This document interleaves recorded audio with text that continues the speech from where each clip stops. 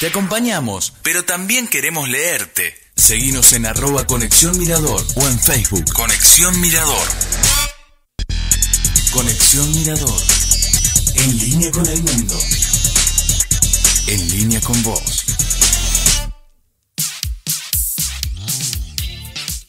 Bueno, bien, exactamente pasaron 20 minutos de las 20 horas. Estamos en vivo por www.Conexión Mirador. Estamos en el bloque donde charlamos con la gente y del otro lado está una amiga. Está Cari del otro lado, Karina Bustos, psicóloga. Cari, muy buenas noches, ¿me escuchás bien? Te escucho bárbaro, Francisco, buenas noches. Bueno, bien, buenas noches. Gracias, primero agradecerte un poco por sumarte a este segundo ciclo, ¿no? Y queremos charlar puntualmente, hacerte una consulta, porque más que nada estamos, como todo el mundo, preocupados. Se viene una nueva restricción que es casi absoluta, sin clases, cerrando las 20, sin poder circular. Y recién charlábamos con Damián esto de que, bueno, el año pasado cuando arrancó la cuarentena era algo que bueno, no sabíamos cómo era, eran 15 días y demás. Pero ahora ya sabemos lo que es y se empiezan a repetir esas cosas de, bueno, vamos por 15 días y demás, y la gente está muy resistente a esto, ¿no? Es una situación que un poco nos altera a todos. Y queremos preguntarte si hay alguna recomendación general. No sé, yo entiendo que digamos, cada persona lo vive de distinta manera, pero queríamos saber si existen herramientas o ejercicios mentales que nos permitan lidiar con esta situación que es inevitable, de volver a algo que no nos gusta. Sí, totalmente. Algo que no nos gusta, pero que también me parece que ahí lo podemos después hablar si querés, es revisar las conductas y la responsabilidad personal, ¿no?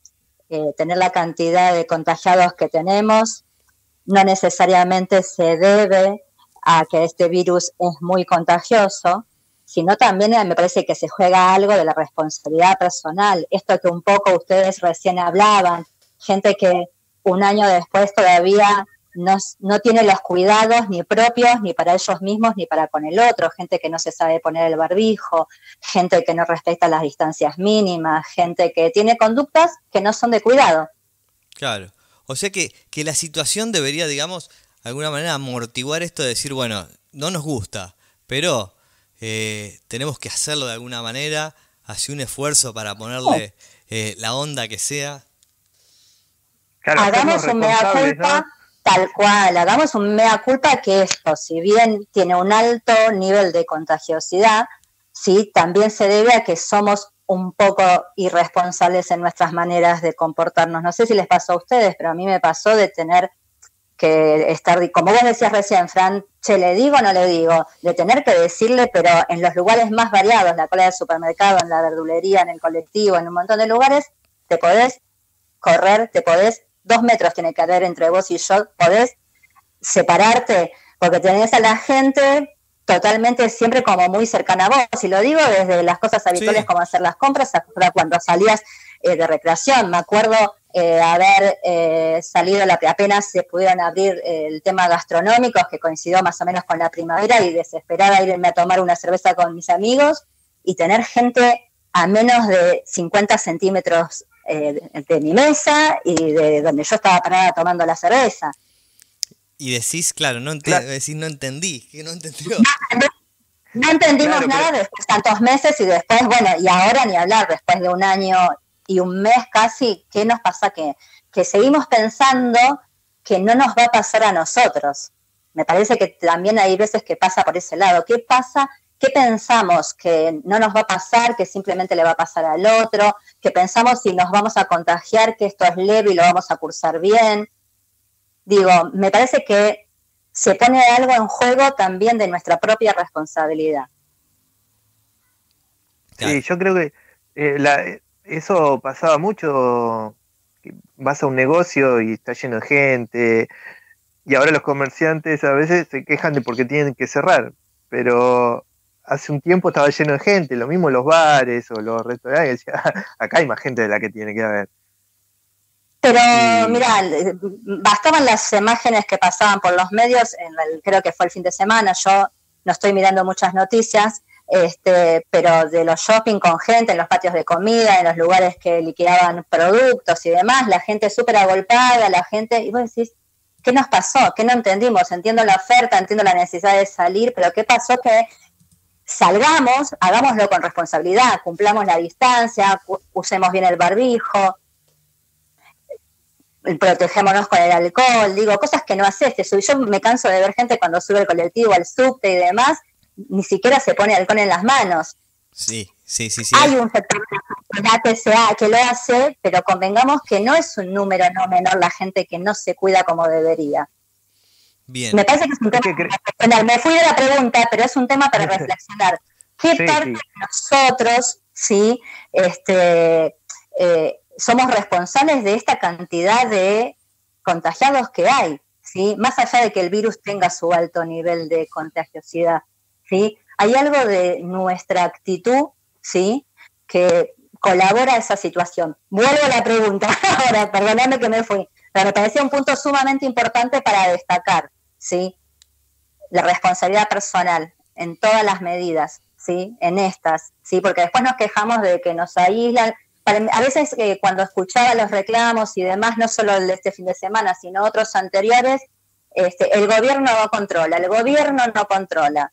Parecemos como sociedad, yo hago como el ejemplo gráfico, que parecemos chicos que necesitamos que todo el tiempo nos estén retando y mostrando cómo tenemos que hacer las cosas, cuando en realidad deberíamos ser una sociedad adulta que acate las reglas que se nos imponen y que son no solo para Argentina, sino que son mundiales, para tratar de que esto sea transitable de una mejor manera, ¿sí? De una manera que no tenga tantos afectados. Bien, lo más, como tratar de hacerlo lo más light posible. Lo más leve, cual. Exactamente. Sí. Bueno, vuelvo a la pregunta entonces.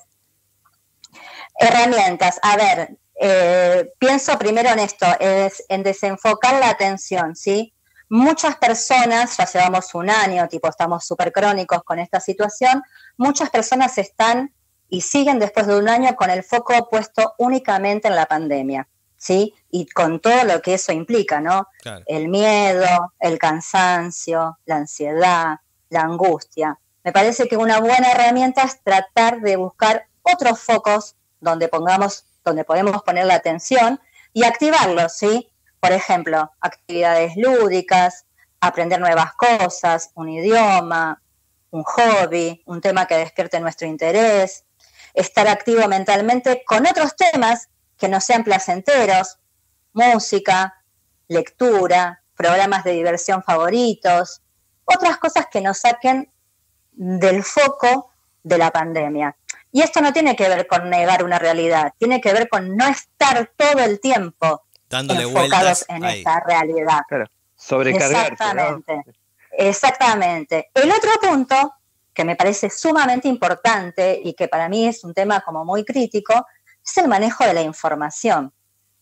Para mí es necesario evitar la sobreexposición que hay a la información, sobre todo cuando la información que recibimos produce ansiedad, irrita, produce angustia excesiva, produce preocupación excesiva. Todos sabemos que es sumamente importante estar informados. Es una manera de entender todo lo que pasa y eso nos ayuda como a procesar toda esta situación.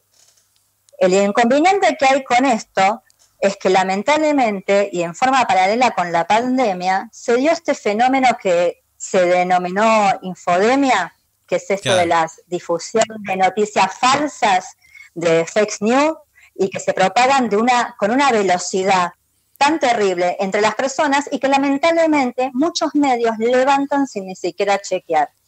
¿Y qué produce esto en la sociedad? El que está mirando y que no sabe, que no chequea y demás, pánico, conductas incorrectas. Recordemos gente que no se quiso vacunar por ese tipo de cosas, ¿no? Que decían, no, que te meten chips, nanochips en cosas delirantes, ¿no? Pero así todo hubo gente delirante. Que no se vacunó. Claro. Y sumamente delirante, gente... Perdóname, sí. No, que es como que se propaga aún más rápido lo que es falso que lo que es verdadero, ¿no? La gente tiende más a agarrarse de lo malo que de que si son buenas las noticias. Totalmente. Y recordemos, hemos tenido hasta comunicadores sociales que han tomado una solución en un programa al aire, ¿sí? Diciendo que no traía... Lamentable, ¿no? Lamentable tener esas conductas y esa gente que se dedique a comunicar e informar a la sociedad. Entonces, mi sugerencia al respecto es informarse, pero no sobreexponerse, ¿sí? Chequear las fuentes de información. Gracias a Dios hay muchos portales, ¿sí?, que se dedican a esto. Está chequeado.com, la agencia Tela tiene su página de confiar, hay organismos como decodificar.org que se encargan de verificar si la noticia es una fake news o es una noticia válida. Y, como decíamos recién, la responsabilidad personal. Si no estamos seguros de la noticia que recibimos, que no está chequeada, no contribuyamos a compartirla. No la reenviemos, no la compartamos. Tratemos de recibir y hacer foco solamente en aquello que está chequeado, porque si no, lamentablemente las consecuencias son angustia, pánico, conductas inadecuadas, estrés, y ya venimos de varios meses, un año y pico con estas sensaciones. Entonces, me parece que esa es una medida y una herramienta de autocuidado sumamente importante. Bueno, bien, qué bueno, clarísimo. Estamos charlando con Karina Bustos, ella es psicóloga, nuestra psicóloga, y estamos preguntándole cómo pasamos por este lado, nos da consejos, así que ahí con el lápiz y demás, y vamos a seguir charlando. Te quería preguntar, Cari, algo que pasó, que nos sorprendió, porque creo que no estaba previsto para nadie, esto que suspendan las clases. Si bien entendemos que esto afecta al aprendizaje, que bueno, no es lo mismo lo virtual, que por ahí es mejor lo presencial y demás, esto de no ir a la escuela, que ahora es por 15 días, pero la última vez que fue por 15 días terminó siendo por 7 meses, ¿tiene un impacto en la salud mental de los chicos que hay que tenerlo en cuenta? Porque como por ahí como que se tiende a minimizar, ¿no? ¿Hay un impacto en esto que no vayan a la escuela? Sí, por supuesto. Todo lo que está pasando tiene un impacto en los chicos y en nosotros, ¿sí? En los chicos está claro que todo lo que es la enseñanza virtual no es lo mismo que asistir de forma presencial al colegio, ¿sí? Se juegan cosas distintas, tanto lo que está relacionado a nivel social, como lo que tiene relación a nivel cognitivo, como lo que tiene relación a nivel psicológico, ¿sí? Desde lo social, asistir al establecimiento, al colegio, la presencialidad lo que permite es ver a los compañeros, compartir la clase, salir a jugar, aunque sea con la distancia, sí, con el barbijo, con la distancia, esto que no se podían prestar las cosas, pero se veían, compartían, y esto a la hora de la virtualidad es un limitante y afecta claramente a todo lo que refiere a la sociabilización de los chicos, ¿sí? Desde el lado cognitivo, todo lo referido al trabajo en clase, ¿sí? Al trabajo que se da con la profesora, que se da con el compañerito, ¿sí? A la participación, a la colaboración. No es lo mismo estar sentado en el aula, levantando la mano, participando, escuchando y demás, que estar desde la casa con una computadora, por una cuestión de orden muteado, no poder participar de la misma manera que sería en lo presencial, ¿sí? Con la mirada quizás en el mejor de los casos de un adulto que está viendo si lo que estás diciendo es correcto o no, que tenés una mirada ahí media de la orden de la vigilancia, todas esas cosas limitan la forma de aprender y por supuesto la forma del aprendizaje, ¿sí? Y la forma de participar.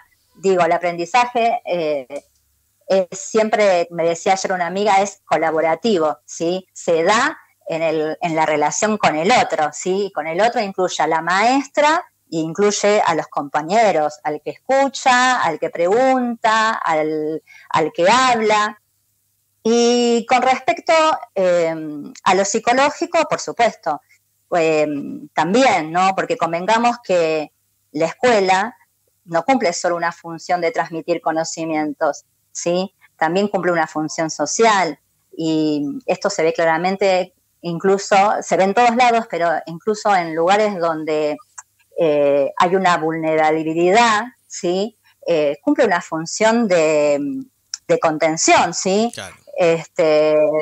Hay una asistencia, los chicos van, se integran a una clase, reciben atención.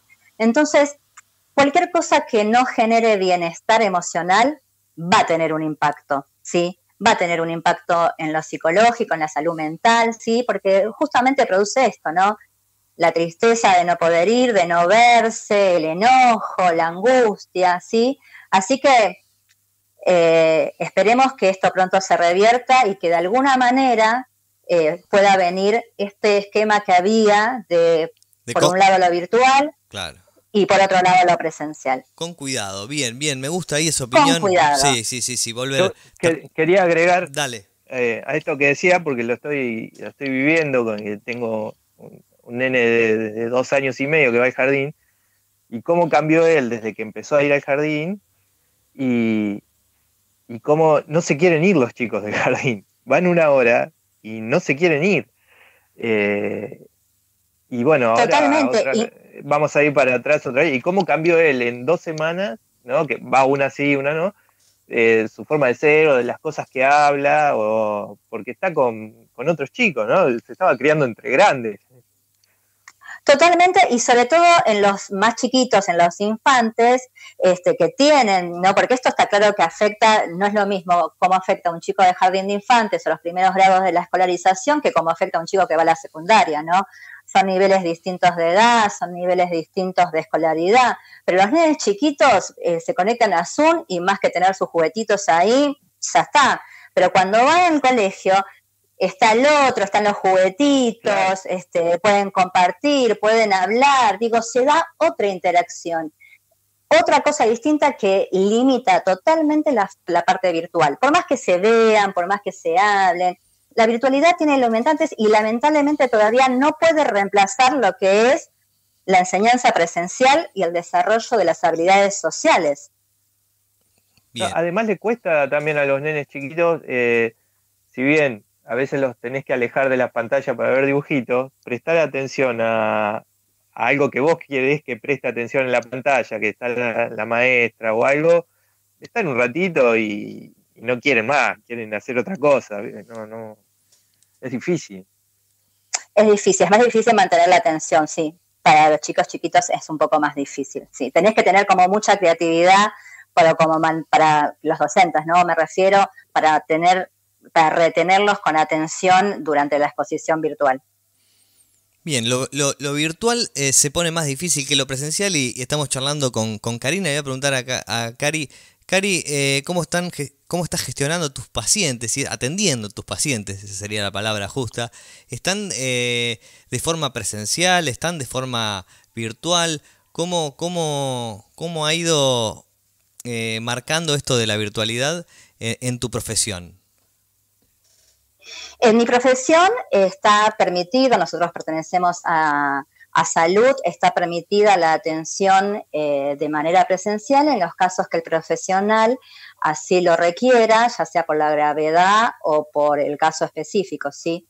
Está permitida en esos casos la atención presencial. En mi caso, yo sigo atendiendo de forma virtual, es una decisión, ¿sí? Mía. Me encontré cómoda con esa situación, pero tengo un montón de colegas que hacen una mixtura entre atender presencial y atender de forma virtual. El tema un poco con el presencial, por protocolo, las complicaciones que a veces se pueden presentar es el espacio que tiene que haber entre consulta y consulta, entonces te tenés que organizar a los pacientes de forma tal de que cuando atendés uno presencial, la hora que sigue la tenés que dejar libre por protocolo, no puede haber ninguno presencial. En esa hora tenés que atender uno virtual, ¿sí? Y así a la hora siguiente recién podés atender uno presencial otra vez y demás. Ante esa disyuntiva, yo elegí por comodidad atender todo presencial. Todo virtual, perdón. Bien, perfecto. ¿Y se incrementaron las consultas? Sí, en muchísimo. Este tiempo, ¿Y las patologías cambiaron?